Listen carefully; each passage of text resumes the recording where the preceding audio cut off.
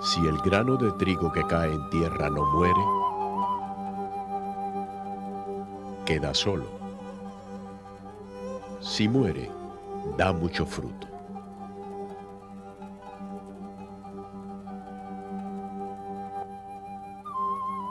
Miles de personas alrededor del mundo se han inspirado en la vida de Carlos de Foucauld, un hombre asesinado en 1916 en el desierto del Sahara, donde había ido para vivir el amor de Jesús entre sus hermanos musulmanes. Pienso en Carlos de Foucauld y en el impacto que él ha tenido en mi vida.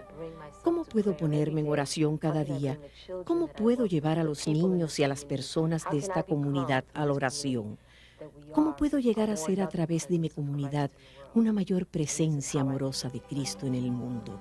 Este hombre que quiso ser un hermano para todos, murió solo, sin dejar huella de sí, ni un converso, ni un compañero, ni una sola fundación religiosa. ¿Cuál fue la visión que lo impulsó y que ha cautivado los corazones y las vidas de tantos? ¿Qué tiene que decirnos para el mundo de hoy? ¿Cuál es este mensaje que es capaz de llegar a gente de diferentes culturas y unirlas entre sí?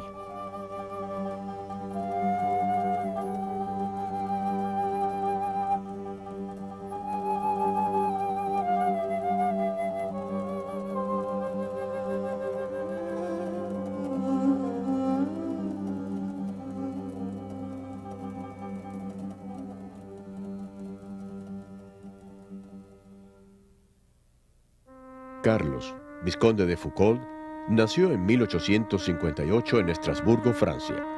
Quedando huérfano a muy temprana edad, heredó una gran fortuna. Mientras servía como oficial en el ejército francés, fue conocido por su vida libertina y por su mala conducta. Yo me alejé de ti, mi Señor. Mi vida empezó a ser una muerte. Tú permitiste que experimentara una gran tristeza, un vacío. Yo estaba en la noche. No miraba más a Dios ni a los hombres, solo quedaba yo. El egoísmo absoluto. A los 25 años, realizó una arriesgada expedición geográfica en Marruecos, por la cual la Sociedad Geográfica de Francia le otorgó una distinción. Este viaje marcó el inicio de un cambio radical en su vida. El Islam me ha ocasionado una profunda turbación. El ver esta fe y estas almas que viven en la presencia continua de Dios me han hecho entrever algo más grande y más verdadero que las cosas en que se afanan los hombres. 3 años más tarde, experimentó una profunda conversión. Apenas creí que había un Dios, comprendí que no podía hacer otra cosa que vivir solo para Él. Mi vocación data del momento mismo en que empecé a creer. Carlos de Foucauld ha impactado en mi vida y me impacta hoy y me motiva a continuar a vivir en comunidad, teniendo a Jesús en el centro. Descubrió la vocación a la cual Dios lo llamaba poco a poco. Vivió durante 7 años como monje trapense. Más tarde, en Nazaret, como ermitaño y trabajando como jardinero de las Clarisas, escribió: He hallado aquí, en mis jornadas de trabajo y en mis noches de oración, lo que deseaba desde hacía 8 años. Concretamente, la imitación de la vida oculta de nuestro Señor, en su oscuridad y en su pobreza. Su ordenación como sacerdote a los 42 años reorientó su vida, llevándolo a Argelia a convivir entre los más abandonados de los musulmanes. Allí, quiso vivir el ideal de Nazaret, encarnándolo en los hechos de la vida cotidiana. Entonces Carlos de Foucauld dejó un mensaje y dejó una espiritualidad, la espiritualidad de Nazaret, tocar la realidad, tocar el sufrimiento de nuestro pueblo y celebrar tanto el sufrimiento y tanto la esperanza de nuestro pueblo. Carlos llegó a Tamanrasset, la aldea de los tuaregs, en 1905. Fue un contemplativo entre sus hermanos más pequeños, adorador de Jesús escondido en el prójimo y de Jesús presente en la Eucaristía. Su fe en esta doble presencia determinó toda su vida. Algunos meses previos a su muerte, escribió: Creo que no hay frase en el Evangelio que me haya causado más profunda impresión y haya transformado más mi vida que esta. Cuanto hagáis a uno de estos pequeños, a mí me lo hacéis. Si se piensan que estas palabras son pronunciadas por los mismos labios que dijeron, este es mi cuerpo, esto es mi sangre, ¿con cuánta fuerza hay que tratar de buscar y amar a Jesús en estos pequeños? En 1921, 7 años después de su muerte, el hermano Carlos de Jesús salió del anonimato con la primera biografía escrita por René Bazin. A partir de entonces, surgieron numerosas comunidades inspiradas en su vida.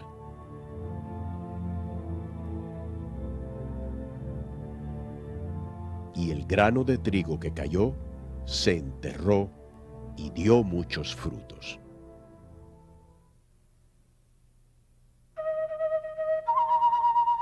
En 1933, en Montpellier, a los 17 años de su muerte, un grupo de mujeres toman como norma de vida el reglamento del hermano Carlos.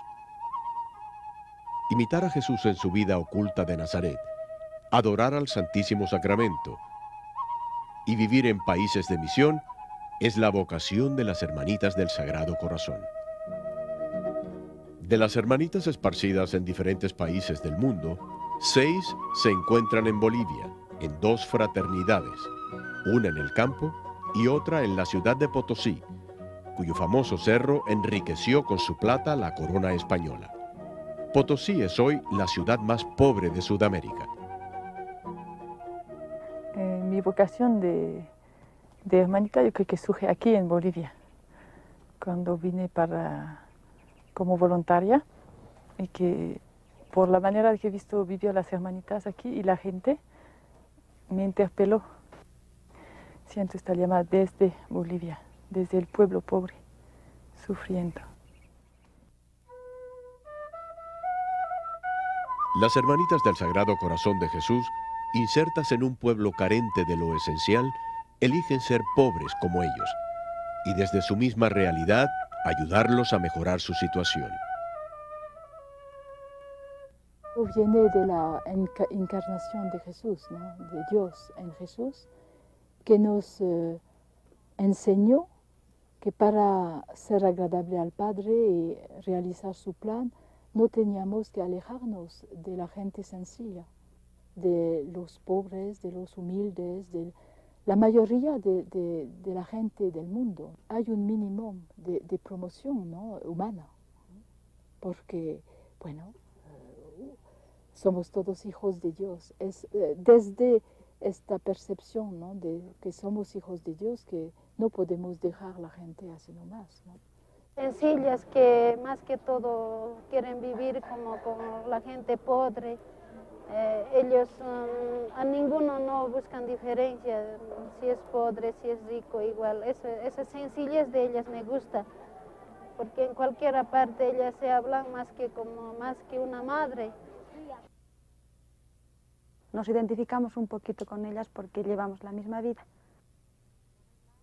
Lo que me atrae es cómo viven ellas en nuestra realidad, el mismo contacto con nosotros, como jóvenes nos comprenden, nos dan esa atención. Toda nuestra vida, por muy silenciosa que sea o por muy pública que pueda ser, debe ser una predicación del Evangelio por medio del ejemplo. Toda nuestra persona debe respirar a Jesús. Todos nuestros actos y nuestras vidas deben proclamar que pertenecemos a Jesús. Todo nuestro ser debe ser una predicación viva, un reflejo de Jesús, un perfume de Jesús, algo que proclame a Jesús, que haga ver a Jesús, que brille como una imagen de Jesús. la dimensión contemplativa es fundamental en mi vida, pero creo que es fundamental a cada persona que sigue a Cristo. Cada ser humano es para mirarlo con el rostro de Jesús. Por ejemplo, en las calles encuentro niños, encuentro adultos, encuentro abuelitas, encuentro mineros. Si no me paro delante del Señor, pasarán nomás. ¿Y qué voy a dar a ellos? Yo necesito del amor de Dios para seguir vendiendo mis helados, pero vendiendo mis helados tengo que dar el amor a Cristo, dar el amor a ellos de Cristo. No es mi amor, yo no tengo nada, sino que necesito del amor de Dios para amar al otro. Entonces es contemplar este Cristo en el otro. Que su caridad universal y fraterna resplandezca como un faro. Que nadie ignore por mucho tiempo que ellas son las amigas universales, que emplean su vida en rezar por todos los hombres, sin excepción, y en hacerles el bien.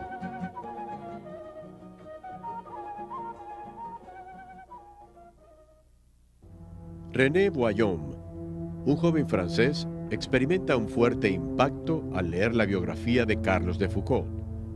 Allí encontró la respuesta a todas sus aspiraciones: la vida misionera, su atracción por la vida monástica y la adoración de Jesús en la Eucaristía. En 1933, junto a algunos sacerdotes recién ordenados, decidió establecerse en El Eviot, Argelia. En un antiguo fortín militar francés, empezaron a vivir una vida monástica, de acuerdo a las reglas escritas por el hermano Carlos. Esta primera comunidad se llamó Hermanitos de Jesús y fue reconocida oficialmente en 1936. Con el transcurrir del tiempo, en el descubrimiento de la voluntad de Dios, fueron dejando el claustro para pasar a ser contemplativos en medio del mundo. René Voillaume escribió desde Argelia: No la definan, vívanla. Ustedes van a saber más fácilmente cómo vivirla mirando a Jesús. Jesús quiere que ustedes sean la luz del mundo, la sal de la tierra, la levadura de las masas. Jesús quiere que estén presentes en medio de la humanidad. Tienen que dejarse consumir por aquellos que tienen hambre y sed de justicia de Dios. En 1956, René Voillaume fundó otras dos congregaciones, la de las Hermanitas y Hermanitos del Evangelio, que, además de consagrar sus vidas contemplativas en solidaridad con los marginados, se dedican a la predicación del Evangelio. Estas comunidades se encuentran en 20 países del mundo.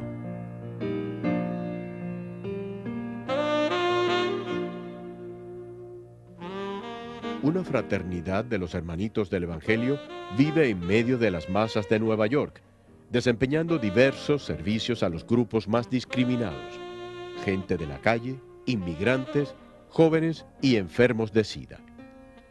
Uno de ellos trabaja en Casa Betsaida, un centro católico de atención a los enfermos de SIDA, dándoles su comprensión y su alegría, haciéndoles sentir que son amados. En mi vida, los enfermos de SIDA son personas. Ellos me hacen entrar en contacto con todo aquello que es esencial en mi vida. El camino espiritual consiste en ir eliminando lo que nos aleja de la verdad. Y esta gente no tiene tiempo para perder en tonterías. Están buscando lo esencial y ellos esperan que les dé lo mismo. Por lo tanto, trabajar con enfermos de SIDA me hace más auténtico. Él es una persona increíble, da el todo para los residentes. está siempre dispuesto para cuando ellos lo necesitan, tiene mucho amor para ellos. Algunos hermanitos de la Fraternidad de Nueva York trabajan en un centro parroquial que proporciona duchas, ropa y diversos servicios a hombres de la calle. Ya sea que el trabajo se haga bien o mal, técnicamente hablando, es irrelevante, porque lo hacen bien humanamente. La acogida, la autenticidad, la entrega, la real atención que ofrecen. Esta es la mayor contribución que hacen. Ahora en Nueva York, a lo largo de los años, he aprendido qué cosa es vivir la compasión de Jesús con los pobres. Yo siento que hay una vocación en la iglesia de vivir el sacerdocio de este modo, viviendo la compasión. Él hace todo más fácil. Él es una buena persona para todos los que vienen acá que tienen problemas. Tal vez tuvieron una noche dura. Tú sabes, Él lo hace más fácil para todos. Él es como un sol radiante. Todo empezó como un acto de generosidad. He visto gente desgarrada hasta los huesos por su dolor. El encuentro con gente marginada se convierte pronto en una experiencia religiosa. Vemos en el sufrimiento humano lo que otros encuentran en el monasterio, un lugar privilegiado de encuentro con Dios. Es por nuestra simple presencia como adoradores que nuestra oración se mezclará como la levadura en la masa de la humanidad, como una demostración constante que es aún posible orar y adorar en las circunstancias en que grandes masas están condenadas a vivir en el siglo XX.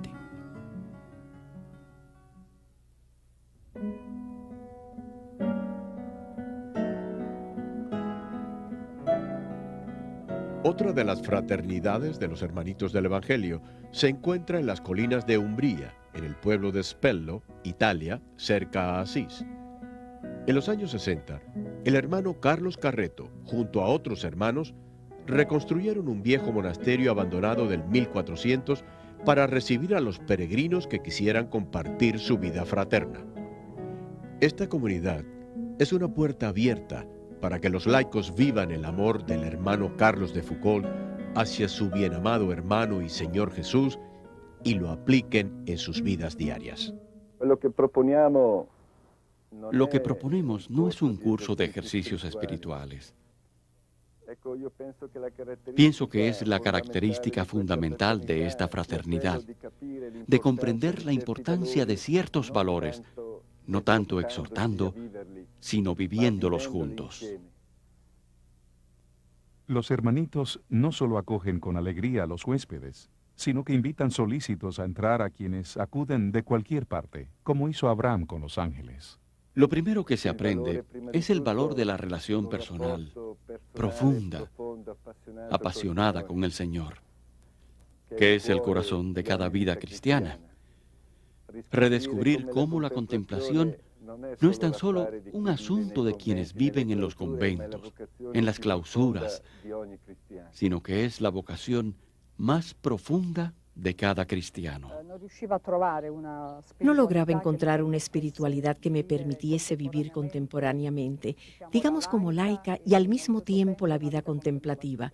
Los hermanitos me han ayudado a comprender que esto es posible hacerlo en la vida cotidiana. En el compartir cotidiano del trabajo en el campo, en la remodelación de las ermitas, durante las comidas y las oraciones, los peregrinos redescubren el valor de la vida fraterna y que ésta es posible de vivir a pesar de las diferencias. Hay un valor en una vida silenciosa, sobria, esencial, como son sobrias y esenciales nuestras ermitas, la vida que hacemos acá. Una sobriedad que nos lleva a descubrir los valores de la relación con Dios, con nosotros mismos, con el prójimo, con lo creado.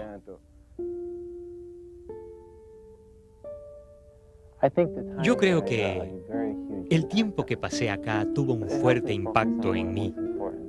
Me ayuda a ubicarme en lo que es más importante para mí, la dirección que mi vida tiene que tomar. Un lugar como Espelo es muy especial, queda en mí por largo tiempo.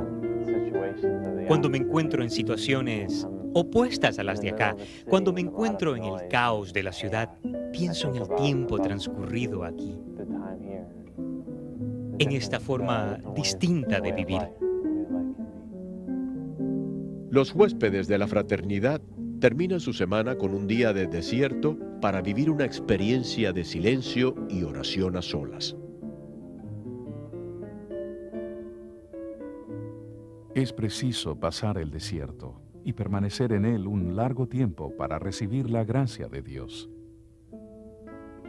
Es allí donde uno se vacía, desalojando completamente todo aquello que no es de Dios, para que quede el lugar solo para Dios.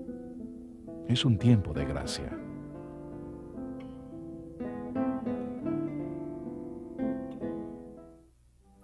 El grano de trigo que murió y silenciosamente fue enterrado en el desierto del Sahara, también dio fruto en la vida de una mujer francesa, Madeleine Houghton. Ella también había leído la biografía sobre Carlos de Foucauld. Allí yo encontré todo el ideal con que soñaba, el evangelio vivido, la pobreza total, el enterrarse en medio de pueblos abandonados y sobre todo el amor en toda su plenitud. Jesús Caritas, Jesús Amor. A los 38 años, partió para Argelia. Desde el comienzo, compartió con René Voillaume sus inquietudes y sus intuiciones acerca de cómo vivir las reglas del hermano Carlos. Esta relación permaneció a lo largo de sus vidas, prolongándose en sus respectivas comunidades. Toda la historia de la fundación se resume en estas pocas palabras. Dios me tomó de la mano y ciegamente lo seguí, con la ausencia más desconcertante de medios humanos, pero con una confianza ilimitada en la omnipotencia de Jesús, Señor de lo imposible.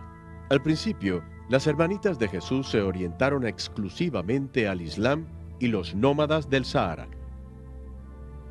Pero en 1946, Madeleine sintió que Dios le pedía que llegara al mundo entero, buscando a esos grupos de personas donde nadie más iría. Miren al mapa del mundo. Escojan vivir entre los más pobres y abandonados, entre los nómadas y otras minorías ignoradas y despreciadas, difíciles de llegar por medio de otras formas de apostolados. La hermanita Madeleine murió el 6 de noviembre de 1989 a la edad de 91 años. Su misión continúa a través de 1.300 hermanitas de Jesús en 60 países del mundo.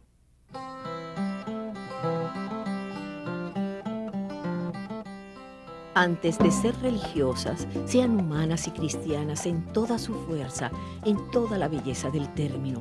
Cuanto más humanas sean, más religiosas serán, que darán gloria a Dios. La hermana Magdalene quería que las hermanas fueran mujeres en el sentido más hermoso de la palabra. Cuando ella habló de ser humanas, quería que tuvieran corazones que pudieran estar cerca a aquellos que sufren y a todo aquello que ocurre en el mundo. No quería que fuéramos extrañas a nada de lo que sucede en el mundo, ya sea los sufrimientos de la guerra, los sufrimientos creados por problemas sociales o por familias. Que todo resonara en nuestros corazones y que nos hiciera más comprensivas y respetuosas. Un grupo de hermanitas forman parte de un circo ambulante en los Estados Unidos. Son trabajadoras que viajan cada día de un lugar a otro. Viven en un tráiler trabajando junto a los otros trabajadores. Tienen una capilla en la parte posterior de su camioncito. Desde el inicio, nuestra comunidad ha tenido un amor especial por la gente migrante y las minorías. Escogemos vivir acá porque son personas que están fuera del alcance de la iglesia, para ser una presencia de Jesús en el medio de ellos, porque ellos viajan cada día. No se podría estar cerca a ellos de otra forma. Por eso vivimos con ellos. Nosotros nos enriquecemos mucho estando aquí. Es un compartir. Ellas nos permiten saber, por el hecho de que ellas están aquí con ganas de trabajar para nosotros y con nosotros, que lo que hacemos es algo bueno y algo de Dios, y que se tiene que hacer, y que es una bendición. El efecto que traen, yo creo, que el aporte que nos dan es una suavidad que ellas brindan a un negocio como este, duro y difícil, y que tiene que ser así, ya que tenemos un circo de grandes dimensiones que se traslada cada día. Realmente creo que brindan un espacio de ternura, y cualquiera lo siente al entrar en contacto con ellas. Tu vocación es ser como la levadura en la masa en medio del mundo. No te creas obligada a levantar una barrera entre el mundo laico y tú para salvaguardar tu dignidad religiosa o tu vida de intimidad con Dios de peligros exteriores. No te pongas al margen de las masas humanas. Una de las comunidades de las hermanitas ha estado viviendo en la zona oeste de Chicago desde los años 50. En 1969, la hermana Dorotea fue asesinada por el impacto de una bala perdida mientras dormía. Dos bandas estaban peleando entre sí y Eddie, un amigo de las hermanas, disparó al aire para asustar a la banda rival. A partir de este accidente, las hermanitas pasaron a otro nivel en el compartir de la vida de sus amigos y sus vecinos. La gente alrededor del vecindario estaba muy molesta, como lo están cuando uno de ellos es matado así, una víctima inocente. A la siguiente mañana, su principal pregunta era si nos quedaríamos con ellos o si estábamos asustados o si huiríamos del vecindario. Esto fue una manera de dar testimonio porque habíamos compartido sus vidas de esa manera. Ellos estaban muy cerca a nosotros y había mucha compasión entre nosotros. Y ellos estaban muy tocados al saber que nuestra intención era de quedarnos.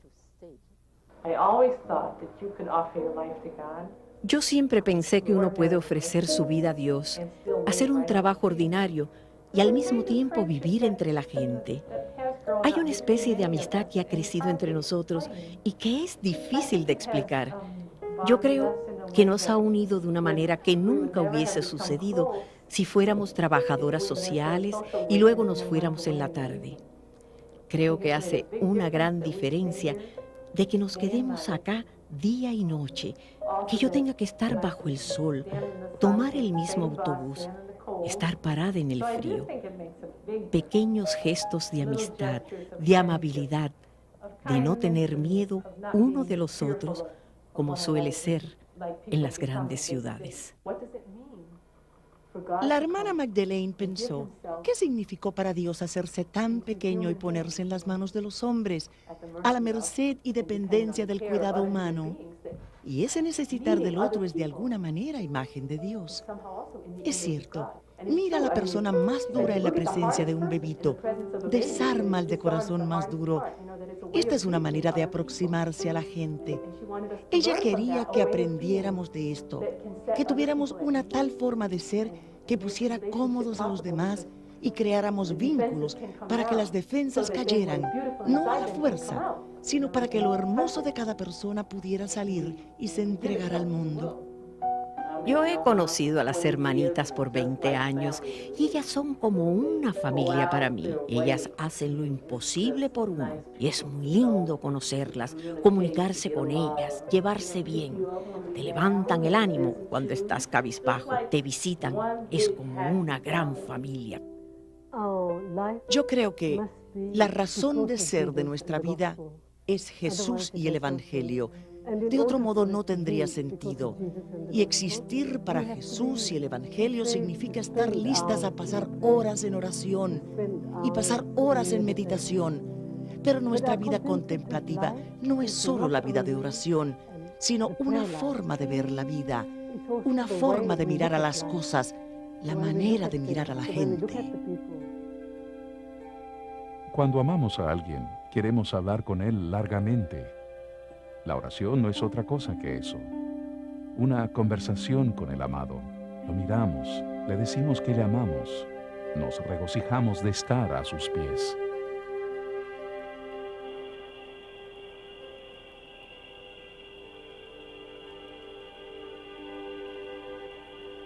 Al igual que Jesús en la Eucaristía, el hermano Carlos de Jesús se dio todo para todos.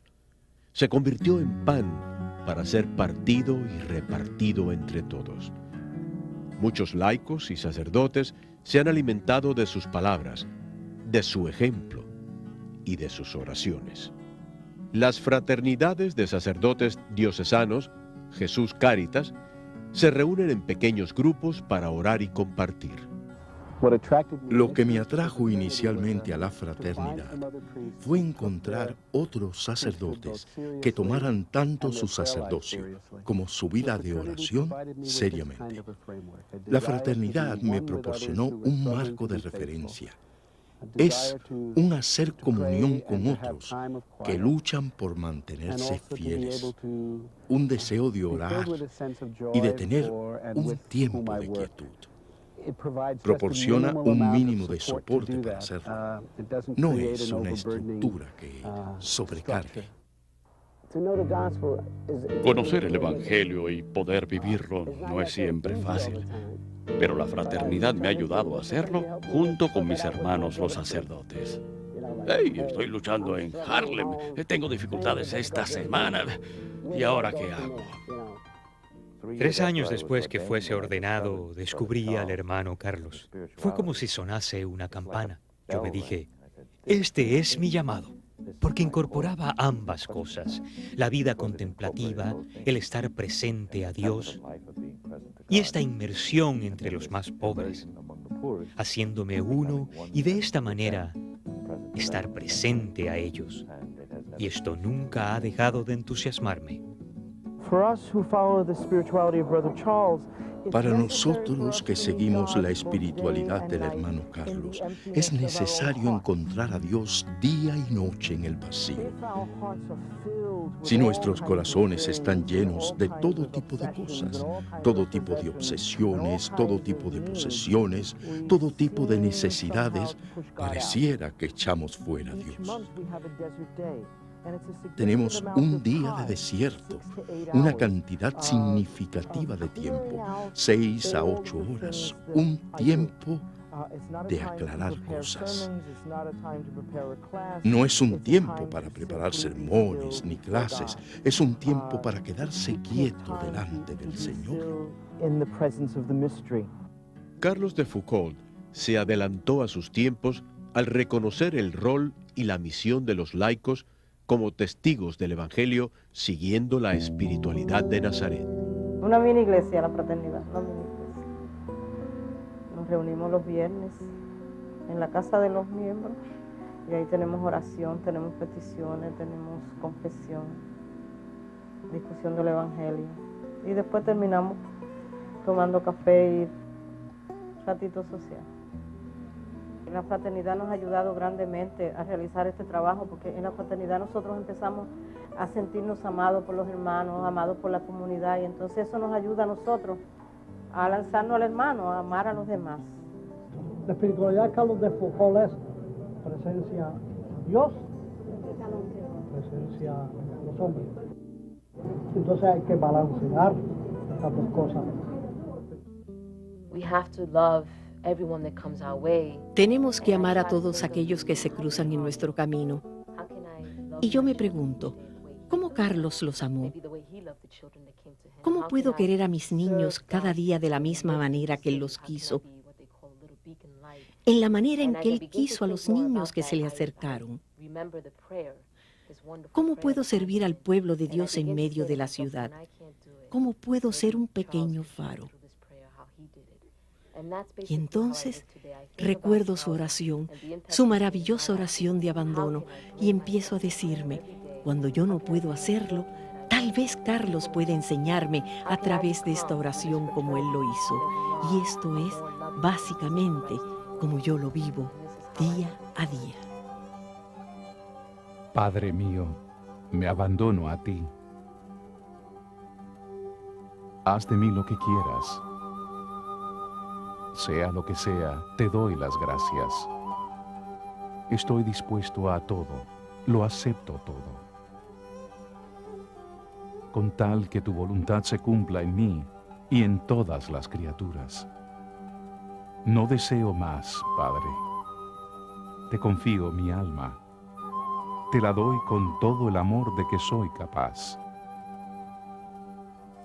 Porque te amo. Y necesito darme a ti. Ponerme en tus manos. Sin medida. Con una confianza infinita. Porque tú eres mi Padre. Amén.